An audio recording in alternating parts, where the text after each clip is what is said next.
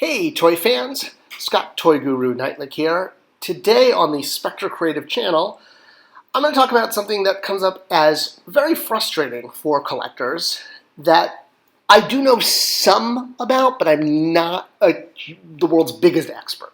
So that just, caveat ahead of time. International distribution. Fans outside of the U.S., and that's what I mean by international, not that America is the center of the world, but for the toy industry and distribution, the bulk of sales tend to be in America.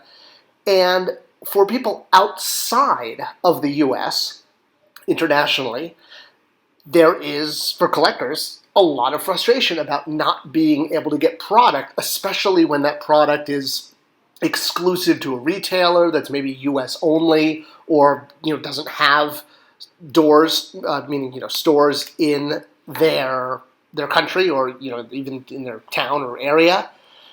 There's also an opposite to this. There is product that shows up on the international market that never makes it to U.S. collectors and U.S. toy buyers.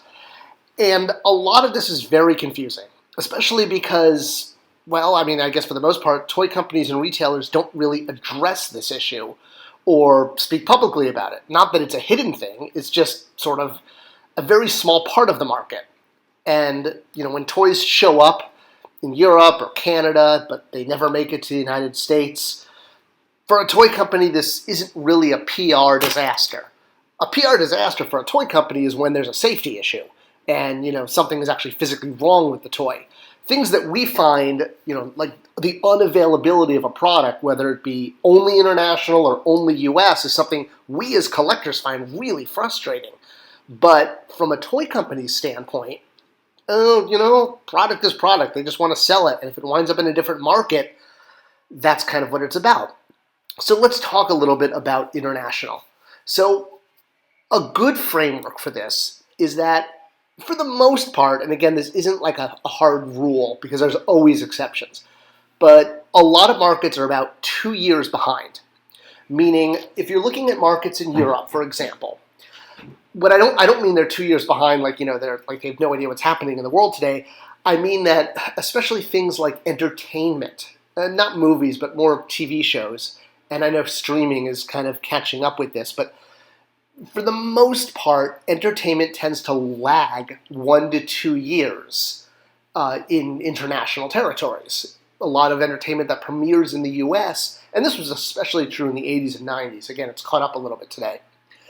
And when there's entertainment or product lines that fail in the US, but there's already stock produced or being produced of that stock, that product can often get a new lease on life by shipping to international territories like Europe and Asia and Africa, etc., South America, because sometimes the entertainment is now new. It's brand new for those territories, where in the US it's already come.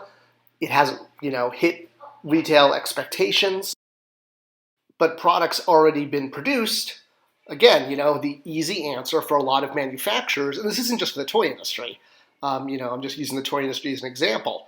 So the product will then get diverted or shipped to international markets where the entertainment is now new and fresh and potentially could be a hit or hasn't had the opportunity to fail, I guess one could say. Now another side to this coin, boy, I can't talk today, is international only product that's only available in certain countries. And for the toy market, a really good example of this is the Japanese market. And yes, no, I know this He-Man figure from Super 7 isn't the best example because this is actually a US product, but visually it kind of helps explain the concept.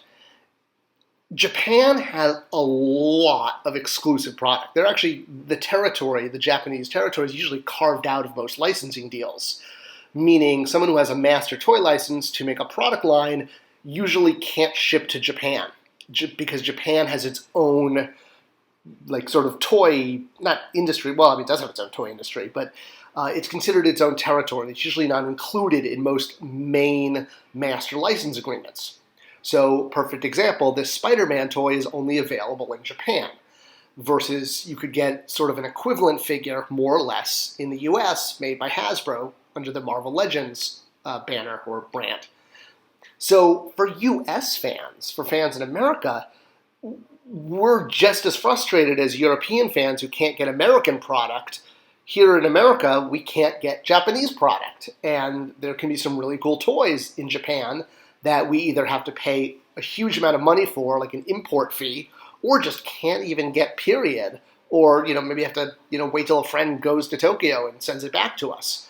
So the idea of not being able to get a product because it's only in a certain territory is not isolated to Europe or South America, or Canada, etc. It's in the US too. Even toys that are just, repackaged versions of toys that might be packaged slightly differently in Japan, you can't get in the US. All these individual Star Wars figures were available in the US, as was the Cantina backdrop, but it was packaged differently. All right, so one thing I learned when I was running Matty Collector at Mattel for about 10 years or so, which was a collector-only line because it was sold online, not at retail, was a lot of the customers wanted more or less the toy line designed to meet their exact needs. Their exact needs for, how many figures went for sale each month, how they were shipped, which lines, it became sort of an exercise in tough love because as much as we wanted to please the customers, you can't run a large toy line to meet every single customer's individual needs. And everyone has different specific needs, or especially when it comes to collecting. We all have very specific needs. It's like Burger King and saying, you can have it your way. It doesn't quite work like that, especially with the collector market and the production of collector product, because you have to do it on a bulk scale. Being able to individually sell every single figure, do a pre-order per figure, is just mind-bogglingly difficult.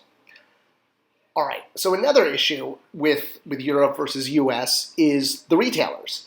There are different retailers in the US versus Europe. There are some retailers that are only in Europe. And this is part of the issue, is that it's really up to the retailers to decide what to carry. And retailers are obviously going to choose product that sells the best because they want to move the most number of units. And in Europe, toys aren't just sold at big box stores or toy stores. I know you guys still have some Toys R Us's there. Actually, do you? Canada still has them. Either way, one of the biggest ways that toys are distributed internationally, and I'm not in any one country, but internationally in general, is on carts, meaning like street vendors, if you will. I'm not talking about a guy selling churros and bagels, or apples, if you will. But when they have organized zones and people come with carts and or this gentleman with bicycle, and this is actually the largest way toys are sold internationally by far.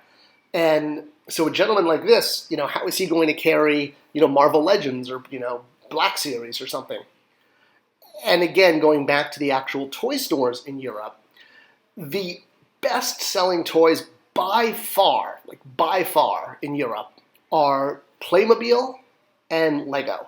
They just kill it. And obviously part of this is because both Lego and Playmobil are European companies. They started in Europe. But their share of the toy market in Europe is just off the chart. Here is a chart, speaking of charts. So if you're a store owner in Europe, you're going to stock items that are going to sell best. And while we're very passionate for collector action figures, they just don't hit the velocity needed to justify bringing them in for a lot of retailers in Europe. Yes, we're all very passionate about them, but at the end of the day, if you're a retailer, you need to sell, or rather stock, what's most popular. Taking a risk on something that, appeals to, if you will, the adult collector is a risk. And, inventory risk is a big deal. I get it. I do. I feel your pain. I'm a collector myself, and there's nothing more frustrating than not being able to get a product, especially when you see it, on people's Instagram and then social media and Facebook, Twitter, etc. And you see fans like putting, joining a figure to a collection and like, why can't I get that figure? So is there a solution to international distribution? Yes and no.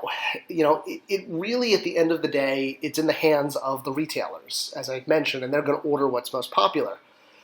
What you can do as a customer is you can order online. There are online retailers that service Europe. And while it might be a little bit more expensive, at least that path exists. I'm not saying it's the most ideal thing, but the toy industry is not Burger King. You can't just have it your way, as much as that is frustrating. And I get it, but it's a different type of market internationally outside the US, and you don't get really one large company like a Walmart or Target that can order bulk lines. I hope this addressed the questions that people have about international distribution. If I missed anything, just leave it in the comments below. I'd be happy to do a follow-up video. A subscription and a like is always appreciated because that tells YouTube to share this video with more people. Thanks so much for watching, and I'll see you guys next time. Bye now.